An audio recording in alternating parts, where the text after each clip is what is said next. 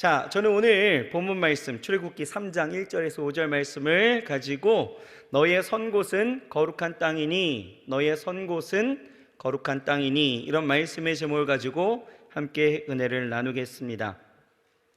여러분, 오늘 우리가 읽은 이 본문은요, 모세가 하나님을 만나는 영광스러운 장면을 보여주고 있습니다. 이 부분을 우리가 주목해서 봐야 할 것은 이 부분은 모세의 인생에서 굉장히 특별한 의미가 있는 사건이었다라는 것입니다. 왜요? 왜?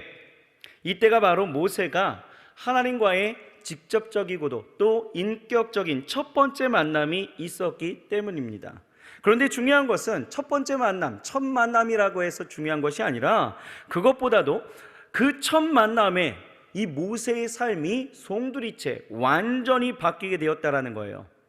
마치 사울이요, 그리스도인들을 다 잡아두려고 이 대제사장의 승인을 받고 다메섹으로 가던 길에서 예수님을 만나게 되었을 때에 그 첫 만남에 인생이 완전히 달라졌던 것처럼 모세도 지금 이 첫 만남에 모든 것이 다 바뀌었습니다. 여러분, 모세를 보세요. 모세는요, 출애굽기 2장을 보게 되어지면 80년의 세월이 아주 간단하게 한축적으로 2장 한 장 안에 다 담겨져 있습니다. 요셉을 통해서 애굽으로 이주한 이 야곱의 가족들이 히브리 민족이 되어서 기하급수적으로 늘어나게 되어지자 위기를 느낀 이 애굽의 바로가 남아 말살 정책을 펼치게 되어집니다. 그래서 히브리 여인이 출산하게 되어지면 이 아이가 남아인지 여아인지를 보게 되어지고 남자아이들은 다 나일강에 던져지는 거예요. 여자아이들만 살게 되어졌죠. 이때 모세가 태어납니다.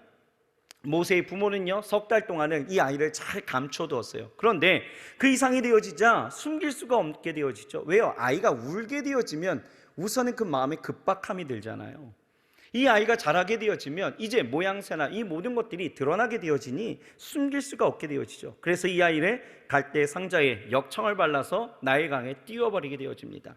그런데 정말 이런 드라마가 없는 것이 이 바로의 딸이요, 목욕하러 나일강에 왔다가 그 갈대 상자를 발견하게 되어집니다.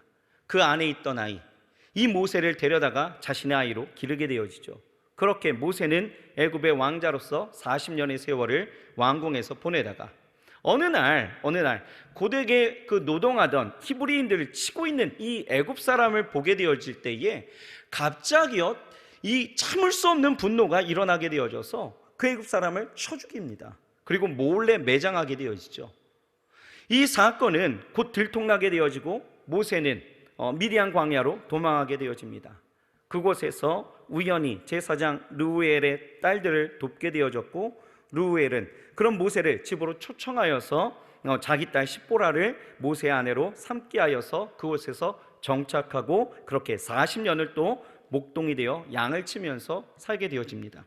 그런데 그런 모세를, 이 80년이 지난 이 80세 이 모세를 하나님은 만나시고, 우리는 읽지 않았지만 7절부터 10절을 보게 되어지면 이스라엘의 그 민족의 지도자가 되어 그들을 통째로 출애굽시켜야 하는 새로운 사명을 주시면서 그의 인생을 완전히, 방향을 완전히 바꾸어 버리시는 것을 우리가 보게 되는 거죠. 그렇게 모세는 하나님을 만남으로 인생의 정체성이 바뀌고 삶의 목적과 의미와 형태가 완전히 다 바뀌어졌다라는 것입니다.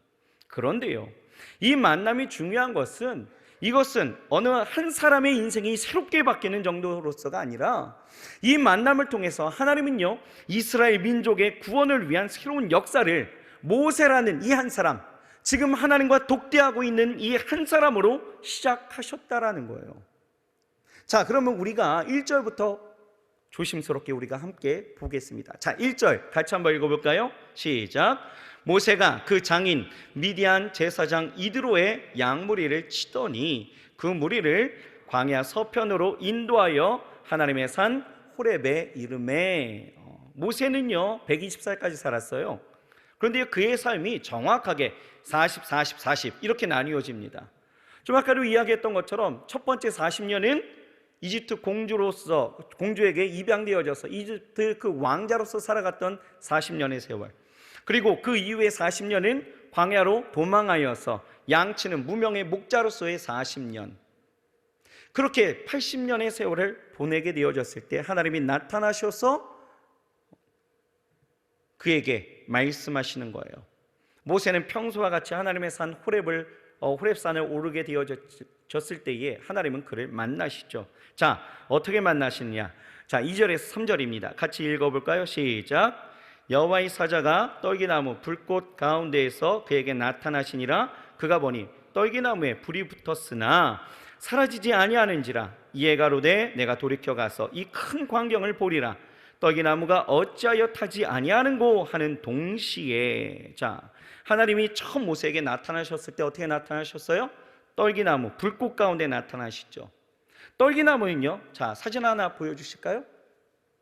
떨기나무는요, 광야에 흔히 있는 나무예요. 흔히 있는 나무, 아주 앙상한 가지만 남은 그런 나무죠.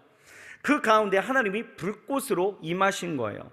사실 그 지역은요, 워낙 건조하니까 이 땅의 열기만으로도 그 떨기나무에 불이 붙게 되어지는 이러한 일들은 아주 흔한 일인 거예요. 그런데 모세는 지금 무엇을 주목하고 있어요? 떨기나무에 불이 붙은 것을 주목하는 것. 그런데 이상한 것은 이 떨기나무가 불이 붙었지만 타지를 않는 거예요. 그것을 신기하게 지금 쳐다보고 있고 그것을 더 가까이 보려고 나아가는 거죠. 이때에 하나님은요, 모세에게 뭐라고 말씀하시느냐? 자, 4절에서 5절입니다. 같이 한번 읽어볼까요? 여호와께서 그가 보려고 돌이켜 오는 것을 보신지라. 하나님이 떨기나무 가운데서 그를 불러 가라사대 모세야 모세야 하시매 그가 가로되 내가 여기 있나이다. 하나님이 가라사대 이리로 가까이 하지 말라. 너의 선 곳은 거룩한 땅이니 내 발에서 신을 벗으라. 자, 모세를 만나신 하나님이 첫 번째로 하신 말씀은 무슨 그런 위대한 계획에 관한 말씀이 아니었습니다. 하나님은 모세를 향한 위대한 계획을 분명 가지고 있으셨어요. 지금의 모세, 그러니까 양치는 목동에게 무슨 위대한 계획이 있겠냐라고 생각하겠지만 하나님은 모세를 향한, 그 평범했던 이 모세를 향한 아주 상상할 수 없는 계획을 갖고 계셨다라는 것입니다. 고센 땅에 정착한 야곱의 가족 70명이 기하급수적으로 늘어나서 한 민족이 되었어요. 당시 가장 강력한 정권을 가졌던 그 어떤 세상 가운데에서도 감히 범접하지 못했던 이 애굽 나라, 이 애굽의 바로가 위기의식을 가질 정도였다면 이거는 어마어마했다는 거죠. 그 번성함이 어마어마한 거예요. 그런데 그런 히브리 민족을 통째로 이끌고 애굽에서 나와야 한다? 이건 여러분 생각해 보세요. 한 사람이 감당할 수 없는 대단한 프로젝트인데, 그렇다면 하나님은 이 프로젝트를 수행하기 위해서 어떤 청사진과 철저한 계획을 이 모세에게 이 첫 만남 가운데 그래도 프레젠테이션 해주신 것이 여러분 맞지 않을까요?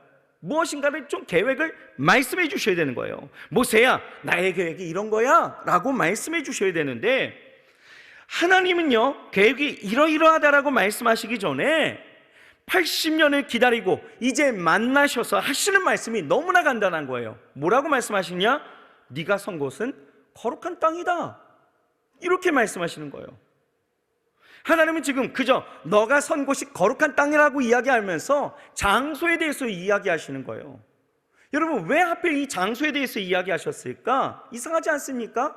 뭔가를 좀 대단한 말씀을 주셔야 되고, 뭔가 그 마음에 확고한 그 웅장함이 좀 들어갈 수 있게끔 뭔가 그 하나님의 비전을 좀 심겨주시고 이야기를 하셔야 되는데, 그 말씀이 사실 뒤에 나오긴 해요. 그런데 그 말씀하시기 이전에 그냥 첫 번째 말씀이 너의 선 곳은 거룩한 땅이다, 그냥 이렇게만 말씀하시는 거예요. 이상하지 않습니까? 우리가 이것을 알려면요, 우선 하나님이 일하시는 방식에 대해서 조금 이해해야 합니다. 여러분, 성경을 보게 되어지면 하나님은요, 자기 백성을 축복하시기 위해서 이 하나님의 계획을 행하실 때에는 그 일에 적합한, 그리고 합당하게 준비시키는 일들을 볼 수가 있어요. 왜요? 왜 먼저 준비시키실까? 왜요? 그 일을 통해서 온전히 하나님을 향한 온전한 영광을 드릴 수 있기 때문이죠. 예를 들면 이런 거예요. 하나님이 이스라엘에게 가나안에 대한 약속을 주셨죠. 그런데 그 가나안을 들어가려면 저들에게 있어야 될 것, 준비되어야 할 것들이 분명히 있었다는 거예요. 그것이 무엇일까요? 그들이 준비해야 될 것, 이스라엘 백성들이 가나안을 들어가기 위해서 지금 있어야 될 것 무엇입니까? 바로 믿음이다라는 거예요. 믿음. 다른 것 아니에요. 믿음이 있으면 되는 거예요. 왜요? 이 가나안이라는 곳은요, 정말 하나님이 말씀하신 대로 젖과 꿀이 흐르는 땅입니다. 하지만 그곳에 이미 정착해 있었던 사람들은 어떻게 살아갔어요? 온갖 우상 숭배를 통해서 살아가게 되어지죠. 그런데 그곳에 들어가서 이제 살아야 되는 이 이스라엘 민족들은 어떻습니까? 그 정착한 사람들의 그 삶의 방식을 따를 수밖에 없게 되어지고 그 우상을 받아들일 수밖에 없게 되어지죠. 그러니 지금까지 인도하시고 보호하시고 다스리시고 역사하시고 채워주시고 만족해 하시는 그 하나님을 그 땅에 들어가서 잊어버리게 되어질까 봐, 그 잊어버릴 그 가능성, 잃어버릴 그 가능성이 농후하기에 저들에게 있어서 지금 준비는 무엇이어야 한다? 믿음이어야 한다는 거죠. 믿음으로 들어가야 된다는 거예요. 그래서 하나님은 이스라엘에게 있어서 이 믿음을 주시기 위해서 이 출애굽한 이스라엘에게 어디로? 광야길로 인도하셨다는 거예요. 이상하지 않습니까? 왜 약속하셨다면 그냥 어떤 직선의 통로, 어떤 그냥 빠른 길, 그냥 좋은 길을 주셔야 되는 거 아니에요? 근데 왜 생고생하면서 광야로 가게 하셨을까? 빠른 길이 없어서요? 아니에요. 교육물자를 운반하고 그때 당시에 교통하던 이 왕의 대로라는 것이 있었어요. 그런데 그 길이 아닌 광야로 인도하셨다라는 거예요. 사실 이 가나안을 향한 빠른 길에는요, 대적이 진치고 있었습니다. 가로막고 있는 거예요. 그런데 만약 이스라엘이 비록 그들의 숫자가 200만 정도 되어지는 엄청난 수의 무리였지만 넓은 길, 좋은 길로만 갔다라면 반드시 대적의 위협 가운데서 위험한 상황에 노출되었고, 또 전쟁의 경험이 없었던 이 이스라엘은 분명 한순간에 그 전쟁에 간담이 녹아내리고 그 마음을 잃어버리게 되었으니 금방이나 다시 돌아가게 되어질 것이 자명한 일이죠. 하나님은 저들을 위해서, 저들의 그러한 삶을 위해서, 저들의 믿음을 위해서 저들을 광야로 보내시고 거기서 순차적으로 하나하나의 계획을 가지시고 그들을 인도하시고 먹이시고 입히시고 보호하시면서 저들로 믿음을 갖게 하셨다는 거예요. 광야는 그렇게 훈련의 장소였고 저들과 하나님과 함께하며 저들에게 믿음을 주시는 장소였다는 거죠. 이제 충분하다 싶을 정도의 어떤 세월이 보내게 되어집니다. 하나님이 이제는 중간 점검하실 때에 하나님은요 어떻게 하셔요? 정탐꾼을 보내시는 거예요. 하나님은 저들의 반응과 그 결과를 보시기 원하셨다는 거죠. 그런데 저들은 어떻습니까? 원망과 불평의 소리들이 높아지게 되어졌을 때 아직은 안 됐다라는 거죠. 준비가 안 됐다라는 거예요. 믿음이 아직 성숙되지 않았다라는 거예요. 그러니 이스라엘은 다시 광야로 가서 40년의 세월을 보내면서 철저히 하나님 중심의 그 훈련을 받고 믿음으로 채워질 때에 이제 가나안으로 들어가는 거예요. 이렇듯 하나님은요 모든 어떤 순간순간의 일들을 그냥 내게 허락하시는 것이 아니다라는 거예요. 모든 순간에 하나님의 뜻하심과 계획하심이라는 것은 반드시 그 안에 들어있다라는 거죠. 왜요? 내 믿음을 하나님이 온전케 하시기 위해서, 준비하기 위해서. 이와 같이 지금의 이 모세의 이 만남, 그리고 하나님이 모세를 만나시면서 그 사명을 말씀하시기 전 너가 선 곳은 거룩한 땅이라고 말씀하신 그 이유는 분명한 거예요. 분명히 그 안에 하나님의 의도와 뜻이 담겨져 있다는 거죠. 다시 말해서 왜요? 하나님은 왜 이곳이 거룩한 땅인지를 이 모세가 깨닫길 원했고, 또 그가 깨닫고 믿게 되어질 때에 가나안이라는 그 약속된 그 축복을 누릴 수 있다는 거예요. 이것이 준비 과정이죠. 그러니까 쉽게 말하면 지금 네가 이 거룩한 장소에 서 있다라고 하는 그 깨달음이 없다라면 너는 내가 이제 행하려고 하는 이 모든 계획을 너가 할 수가 없다라는 것을 가르치시는 거예요. 그러니 가장 먼저 이에게 있어서, 이 모세에게 있어서 너가 선 곳은 거룩한 땅이다라는 이 이해를 먼저 갖기를 원하셨다라는 것입니다. 여러분, 우리에게도 마찬가지예요. 우리의 삶에 하나님은요 수많은 엄청난 계획을 갖고 계십니다. 믿으십니까? 자, 좌우 옆 사람에게 좀 얘기해 주세요. 모르는 것 같아. 얘기해 주세요. 당신을 향한 하나님의 계획은 엄청납니다 라고 인사해 주세요. 시작. 당신의 계획은 엄청나요. 좀 여러분 마음을 다해서 이렇게 얘기해 주는 거예요. 하나님은요, 여러분들을 향한 그 계획이요, 여러분들이 상상 이상 엄청난 계획들을 갖고 계십니다. 갖고 계십니다. 갖고 계셔요. 안 믿으셔도 여러분 어쩔 수 없어요. 확실한 건 여러분 한 사람 한 사람을 향한 하나님의 그 원대한 꿈을 하나님은 갖고 계시다라는 거예요. 그런데 그 꿈을 이루기 위해서 하나님은요, 오늘 우리에게 말씀하시는 거예요. 어떻게요? 너가 선 곳은 거룩한 땅이다. 그러니 신을 벗어라 라고 말씀하시는 거예요. 여러분, 우리가 이 하나님의 계획을 이루는, 하나님의 축복을 여는 사람들이 되기 위해서는 이 거룩한 땅에 대한 이해가 분명해야 합니다. 우리도 깨달아야 돼요. 거룩한 땅, 이 땅이 도대체 어디입니까? 어디예요? 1절을 보게 되어지면 여기가 지금 어디입니까? 하나님의 산 호렙이라고 이야기하고 있어요. 호렙산, 신의 산이라고 이야기하는데, 정말 하나님은요, 이 산이라고 하는 이 특정 장소를 두고 거룩한 곳이다 이렇게 말씀하시는 것일까요? 아닙니다. 특정한 장소가 거룩하지는 않아요. 그러면 거룩한 땅은 어디일까요? 거룩한 땅이라고 하는 것은요, 분명한 두 가지의 기준 조건이 있어요.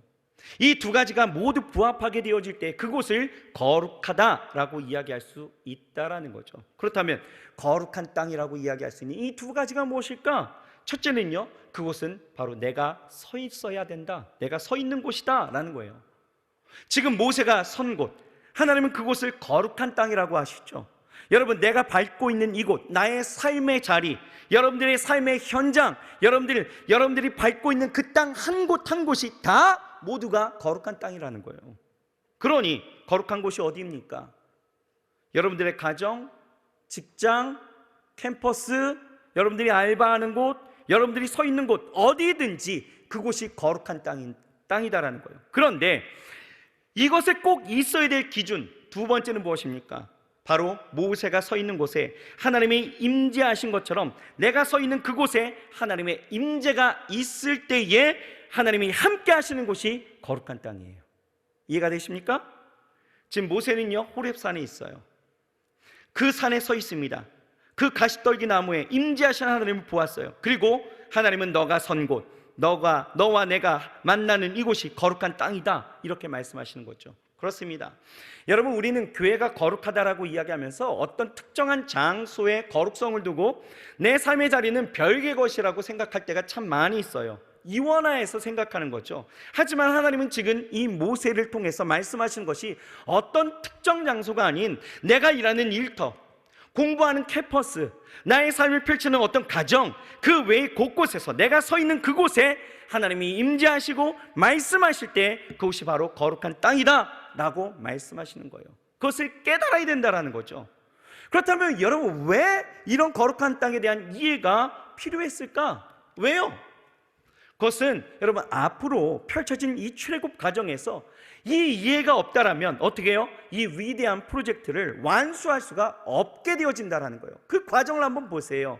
모세는요, 하나님이 이렇게 말씀하실 때에 그가 깨닫게 되므로 어떻습니까? 가나안 프로젝트를 이행하게 되어졌을 때 사람들이요, 수없이나 그냥 막 이 모세를 죽이려 하기도 하고 그 환경 가운데 눌림이 있기도 하고 수많은 어려움과 그 세월을 보내게 되어졌을 때에 어려워도 힘들어도 모세는요, 이 깨달음, 내가 선 곳이 거룩한 땅이다라는 그 깨달음이 있으니까 견디고 이기고 나가는 거예요. 이겼습니다. 완수할 수가 있었다라는 거예요. 그런데 이런 깨달음이 없었던 이스라엘은 어땠습니까? 광야로 가면 광야로 갔다고 시비를 걷는 거예요. 불평하는 거죠. 물이 없으면 물이 없다고 불평하고, 고기를 먹고 싶으면 고기 먹여달라고 불평하고, 계속해서 불평과 원망이 끊이지 않았다라는 거예요. 왜요? 거룩한 땅에 대한 이해가 없었기 때문에, 깨달음이 없었기 때문이죠.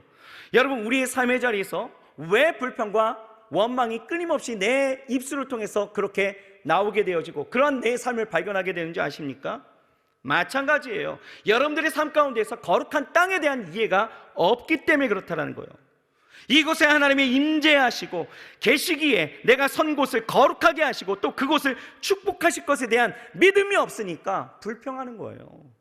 가정에서 부인과의 관계가 조금이라도 좀 어그러지면 짜증 부리기 일쑤고, 직장에서 상사와의 그 관계라든지 어떤 근무 조건에 대한 불리함이 나타나면 금방이나 그냥 불평하는 말이 쏟아지는 거예요. 뭐 이런 데만 있어, 그냥 확 이직해버려야지, 이야기하는 거죠. 여러분, 학교에서도 그렇지 않아요? 교수님이 조금 그냥 레포트나 어떤 그 발제를 많이 시키면 뭐 교수식이나 돼갖고, 죄송합니다, 교수식이나 돼갖고 가르치지도 않고 우리한테 다 하라고 하고 그냥 발제만 시키고, 이게 무슨 수업이야? 불평하고 있다라는 거예요. 여러분, 이러한 불평 소리가 나오고 있다라면 아직 우리는 이 거룩한 땅에 대한 이해가 없는 이스라엘과 같다라는 거죠. 여러분 보세요. 하나님이 함께 하시고 임재하시면 어땠습니까? 그곳이 광야라 할지라도 비록 원망과 불평의 일들이 왜 없었겠어요? 아니, 목마른 일 사실이잖아요. 메마른 땅 사실이잖아요. 아무것도 없는 땅 사실이잖아요. 하지만 그 광야일지라도 하나님이 그들 가운데 계시니 하나님은 어떻게 하십니까? 그들의 필요와 그들의 만족을 위해서 그들의 삶을 돌보시고 인도하시고 그 삶을 불꽃같이 역사하시면서 그들에게 약속하신 바를 신실하게 이루셨다라는 거예요. 그 땅이 거룩한 땅이 되었으니 그게 되는 거죠. 그런데 이스라엘은 깨닫지 못하는 거예요. 여러분 생각해 보세요. 내가 과연 지금 직장에 있고 내 삶의 자리 그곳이 거룩한 땅이라고 이야기하는데 내가 그 장소에서 여전히 불평과 원망과 내가 뭐 하려고 이 학교를 들어왔고 내가 이렇게 고생하고 있나, 그놈의 성적이 무엇이길래 내가 이 학교를 들어왔을까, 내가 뭐 하려고 이 알바 자리를 여길 들어왔고 왜 이 생고생을 하고 있나, 내가 왜 이 직장을 들어왔고 더 좋은 데 가지 왜 여기로 왔고 내가 이 모양 이 꼴로 내가 살고 있는가. 여러분 이런 불평하지 마시라는 거예요. 왜요? 그 땅, 여러분들이 서 있는 그 땅을 하나님은 지금 말씀하시길 네가 선 곳이 거룩한 땅이다라고 말씀하시고 그걸 깨닫기를 원하신다라는 거예요. 깨달은 자는 달라요. 다릅니다.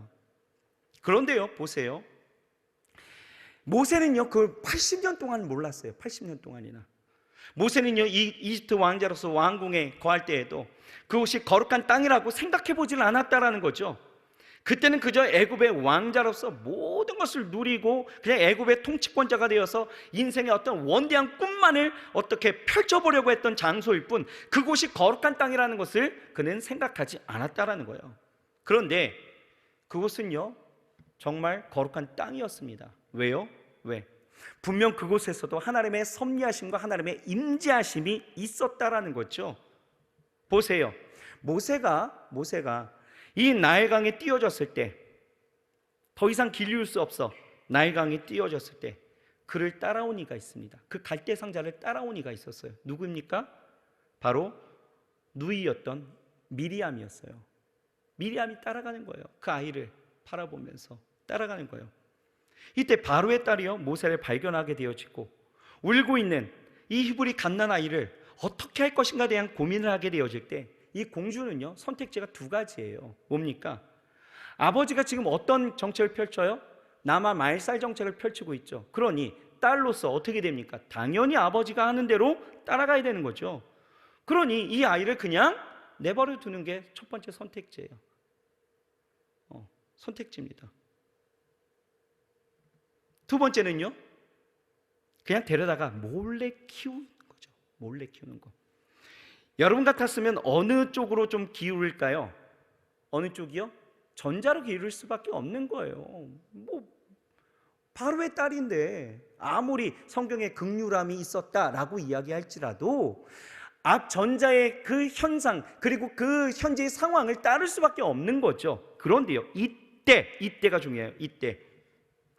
이때 미리암이요 바로의 딸 앞에 확 치고 들어갑니다. 그리고 하는 이야기가 뭐예요?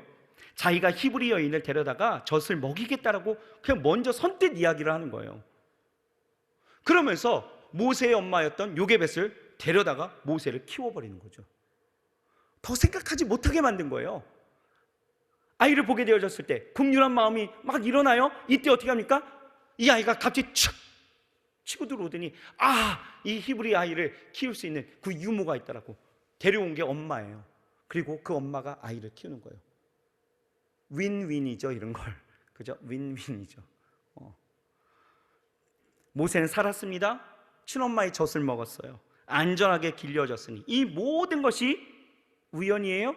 아니죠. 하나님의 섭리였다라는 거예요.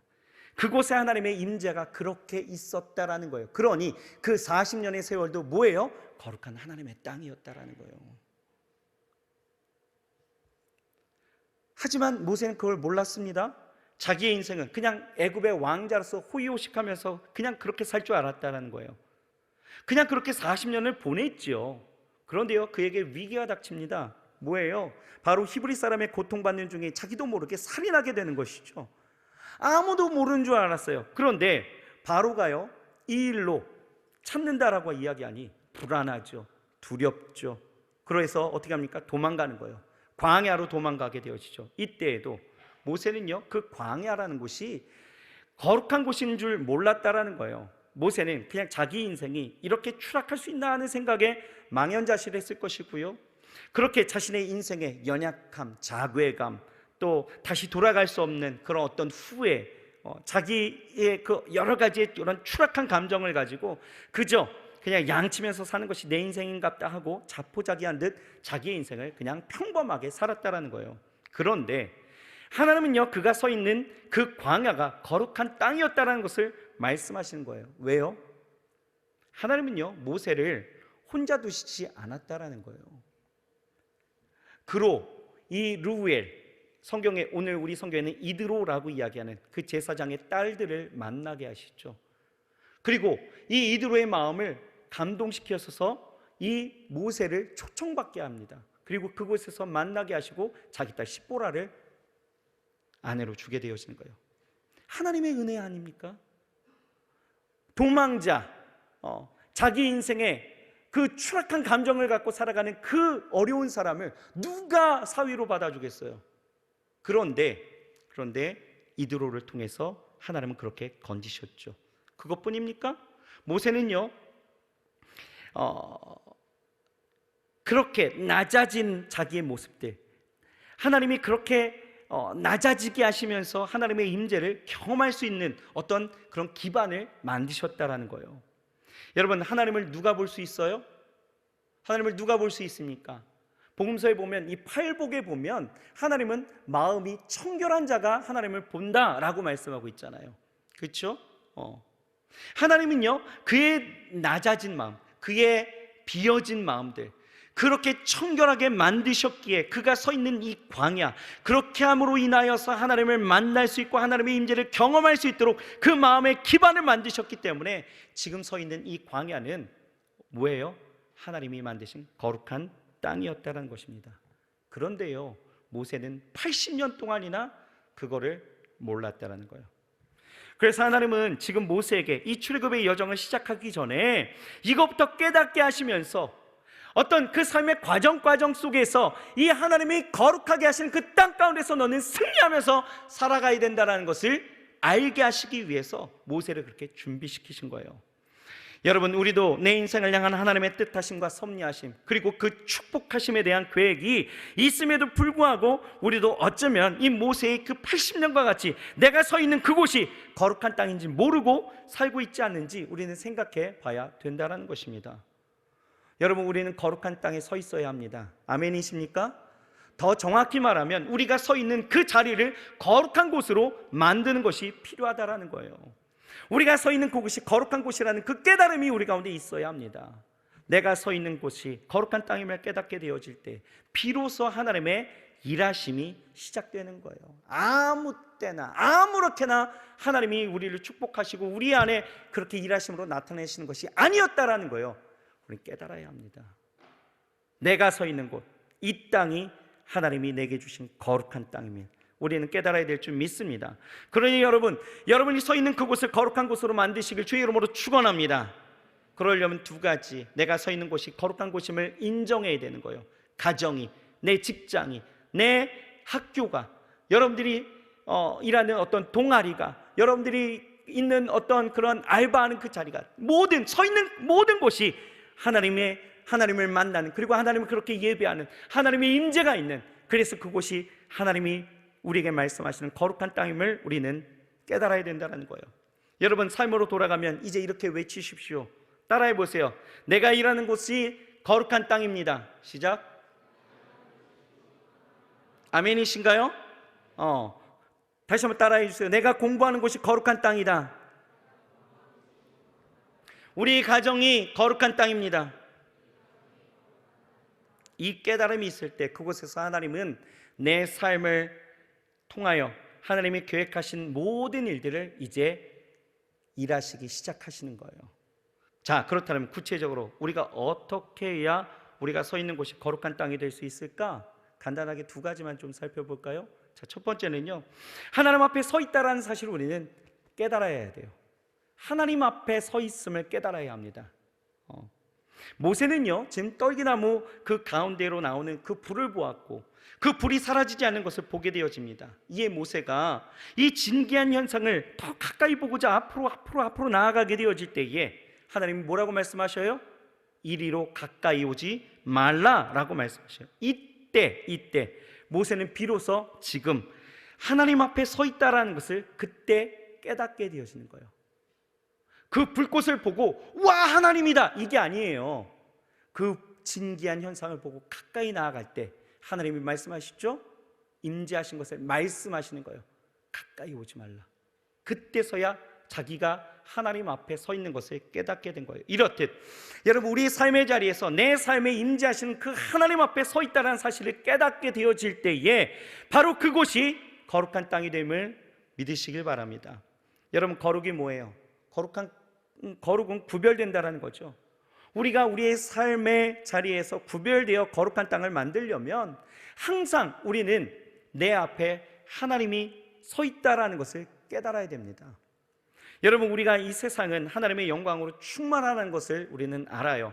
오늘 우리 성가대가 찬양할 때도 상투스, 거룩하다 상투스 이야기하면서 뭐라고 이야기해요? 온 땅에, 온 하늘에 하나님의 영광이 충만하다라고 고백했잖아요. 이 세상은 하나님의 영광으로 충만합니다. 다시 말해서 하나님이 우리의 삶 곳곳에, 아니 전체로 함께 하신다라는 거예요. 하나님의 영광이라는 것은 마치 공기와 같습니다. 그래서 공기와 같아서 어디에나 있어요. 없는 곳이 없다라는 거죠. 그래서 다윗이 뭐라고 고백한 줄 아십니까? 내가 주의 영을 떠나 어디로 가며 주의 앞에서 어디로 내가 피하리까? 라고 고백하는 거예요. 내가 하나님에게서 피할 수 있는 데가 아무것도 없다라는 거죠. 왜? 하나님은 어디나 계시기 때문에. 여러분, 외국 사람들이요, 한국에 오면요 깜짝 놀라는 것이 있대요. 바로 뭘까요? 밤에도 사람들이요 막 거리를 거니는 거죠. 또 한적한 곳일지라도 아무렇지 않게 사람들이 다니는 것을 보고 깜짝 놀란대요. 또 깜짝 놀라는 게 뭐냐면 카페 같은 곳에서 사람들이 화장실 갈 때 어떻게 해요? 그 핸드폰이나 노트북 사용하던 거 그냥 놓고 가잖아요. 그거 보고 깜짝 놀란대요.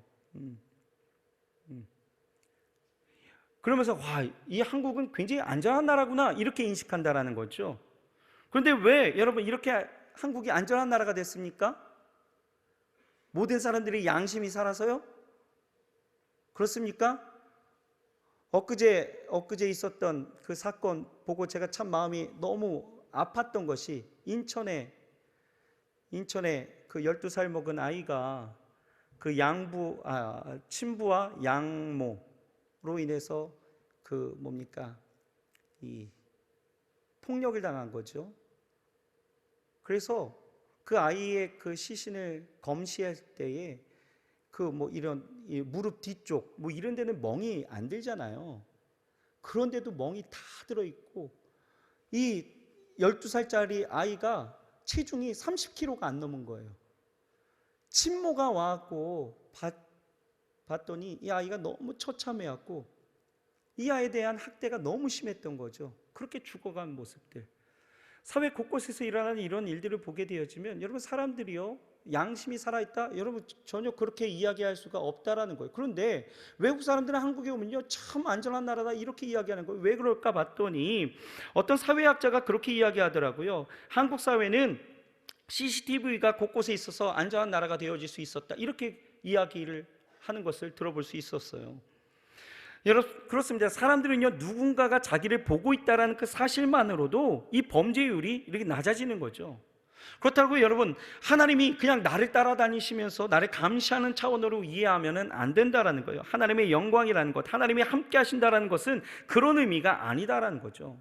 그런데요 한편으로 우리는요 그런 거예요. 때로는 일이 잘 안 풀리고 계획했던 일들이 자기 생각대로 안 될 때 하나님이 안 계신 것 같다라고 이야기할 때도 있고요, 또 어떤 때에는 하나님이 보이지 않아서 그냥 내 마음대로 할 것 같은 그런 마음 가운데서 아무렇지도 않게 살아가는 사람들도 있다라는 거예요. 하지만 여러분 기억해야 될 것은요, 하나님은요 우리가 있는 모든 곳에 계십니다. 우리가 있는 모든 것은 하나님 앞이다라는 거예요. 심지어는 내가 죄 짓는 것도 하나님 앞이에요. 그것을 모르기 때문에 죄를 짓는 거죠. 하나님 앞이 아닌 곳이 없다라는 거예요. 그런데 문제는 그것을 우리가 자주 잊어버린다라는 거예요. 내가 하나님 앞에 있다는 것을 잊어버리니까 그곳이 구별된 거룩한 땅이 될 수가 없다라는 거죠. 잊어버리니까. 옛날에 여러분 라떼에는요 몰래카메라라는 것이 있었습니다. 혹시 그런 프로 아시나요? 이경구의 몰래카메라 뭐 이거 아십니까? 모르시죠? 예, 그냥 몰래카메라라는 프로그램이 있었는데 사람들이 카메라가 있는 줄 모르고 엉뚱한 행동을 해서 그걸 보면서 그냥 같이 즐거워하는 그런 프로그램이었어요. 이게 방송이니까 어떤 수위가 있어서 웃을 수 있는 정도라 다행이지요. 여러분 이것을 만약에 카메라가 있는 것도 모르고 거기서 진짜 부끄러운 짓을 하고 있다라면 이건 굉장한 일이죠. 얼마나 창피한 일입니까? 이상한 짓이에요. 그죠? 다 찍고 있는 걸 다 찍히고 있는데 그걸 모르면 얼마나 자기가 한 짓이 얼마나 부끄럽겠어요. 그런데요 우리가 그렇다라는 거예요. 지금 하나님 앞에 내가 서 있음을 내가 깨닫질 못하니까 아무렇게나 사는 거예요. 부끄러운 줄 모르고 그냥 막 살아갈 때가 많다라는 거죠. 그냥 함부로 느끼는 대로 말하는 거예요. 함부로 그냥 느끼는 대로 말하고 행동하고 수근거리고 험담하고 아닌 척하고 시침이 뚝 떼고 그러는 거죠. 하나님 앞에 있다라는 걸 몰라서 그런 거예요. 그러나 여러분 기억해야 될 것은 하나님 앞이 아닌 곳, 그 어디도 없다라는 것, 심지어는 내가 죄 짓는 그 장소까지도 하나님 앞에 있다라는 것을 우리는 깨달아야 합니다. 이것을 깨닫게 되어지면 내 삶이 어떻게 되는 거예요? 그 자리가 예배하는 자리가 되어져요. 하나님 앞에 서 있게 되어지면 그 땅이 거룩한 땅이 되어지는 거예요. 그러니 여러분 항상 내 앞에 하나님이 있다라는 것, 하나님이 내 앞에 서 계심을 여러분 날마다 깨닫고 나아가실 주의 이름으로 축원합니다. 아멘. 두 번째는요, 하나님의 인도하심을 깨닫게 되어질 때 우리는 그곳이 거룩한 땅인 것을 깨닫게 되어지는 거예요. 모세는요 불 가운데 임재하시는 하나님의 말씀을 듣습니다. 어떻게 해요? 너의 신을 벗으라 라는 거죠. 하나님과의 만남이 있는 이곳 거룩한 땅에 거하는 사람은 신을 벗는 사람이다라는 거예요. 여러분 신을 벗는다라는 것이 무슨 의미입니까? 신을 벗는다라는 것은요 회개의 의미도 있겠지만 또 하나는 자신의 기업을 포기할 때에도 신을 벗었다라는 거예요. 그래서 당시 자신의 권리가 없었던 노예나 종들은요 다 신을 신지 않았다라는 거예요. 맨발로 다녔다라는 거죠. 여러분 모세는요 80년의 세월 동안 정말 극과 극을 다 경험한 사람이었죠. 왕궁에서의 화려함, 또 광야에서의 처절함, 그런 인생의 여정 속에 그가 신을 벗는다라는 것은 무슨 의미입니까? 지금까지 인도하신 것이 하나님이시고 또 이제 자신을 인도하실 분이 하나님이심을 인정하는 것이 신을 벗는 거예요. 그렇게 신을 벗는 것, 하나님이 나를 인도하신다라는 것을 깨닫게 되어질 때에 그곳이 거룩한 땅이 되어지는 거예요.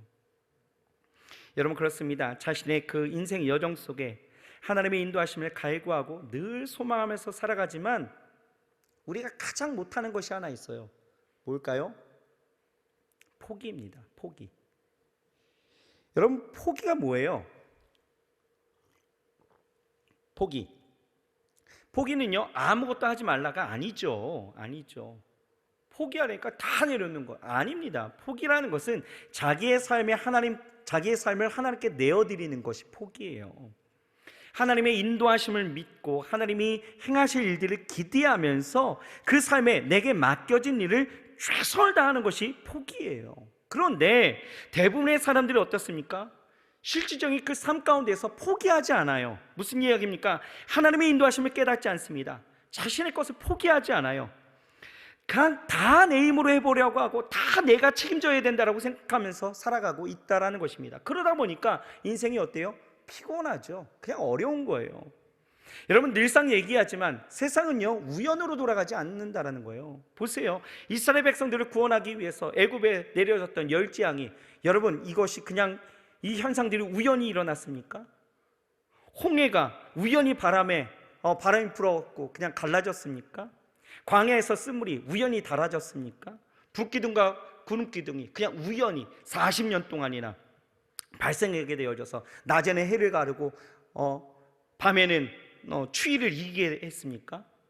하늘에서 40년 동안이나 한 번도 빠짐없이 안식일을 제외하고 안식일 전날엔 또 2배를 내리면서 그렇게 반복되면서 만나가 내리고 메추라기가 날라오고, 여러분 이것이 우연입니까?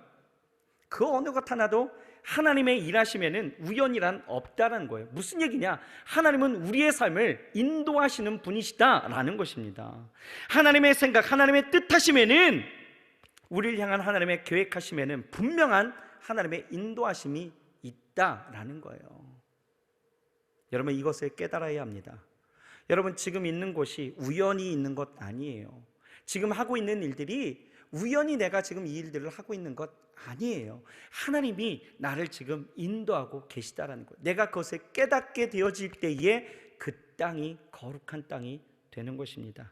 그리고 그 땅이 거룩한 땅이 되어질 때에 비로소 하나님은 일하시기 시작한다라는 것, 여러분 깨닫고 나아가야 될 줄 믿습니다. 2가지예요. 2가지. 내가 하나님 앞에 서 있어야 돼요. 그리고 하나님의 인도하심을 깨달으면 되는 거예요. 여러분 오늘 이 시간 여러분들이 거하는 곳, 여러분들이 밟고 있는 그 땅이 하나님이 내게 주신 거룩한 땅임을 여러분 믿고, 여러분들 그 안에서 하나님의 일하심이 정말 시작되기를 소망하고 있다라면 모세처럼 모른 채 살아가지 마시고요, 오늘 깨닫고 인정하고 믿음으로 준비하며 나아가시길 주의 이름으로 축원합니다. 그러면 지금부터 하나님은 일하시기 시작하시는 거예요.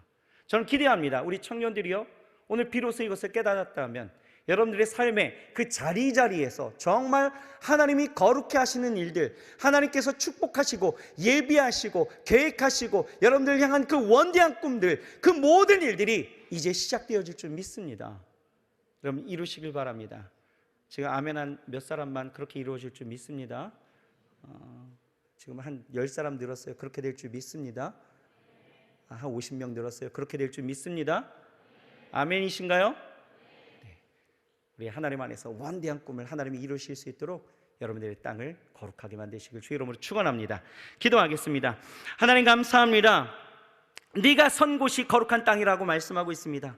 이 말을 우리가 깨닫길 원합니다.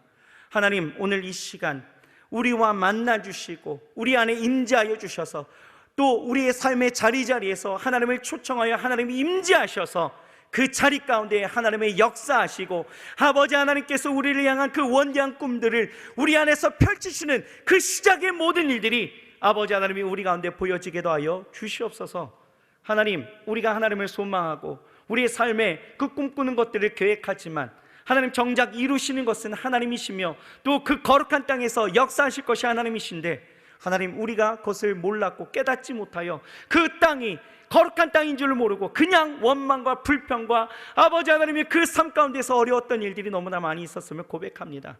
하나님 오늘 이 시간 우리 사랑하는 청년들이 그 삶의 자리에서 내가 거하는 모든 곳에서 정말 하나님의 그 거룩하심 속에 구별되어 살아갈 수 있도록 역사하여 주시옵시고 아버지 하나님 날마다 하나님의 인도하심과 하나님 앞에 서 있음을 깨닫게 하여 주셔서 정말 그 땅이 거룩하게 되어 하나님 앞에 영광 돌리며 무엇보다도 하나님의 일하심이 시작될 수 있도록 주께서 축복하여 주시옵소서. 예수님의 이름으로 감사하며 간절히 기도드렸사옵나이다. 아멘.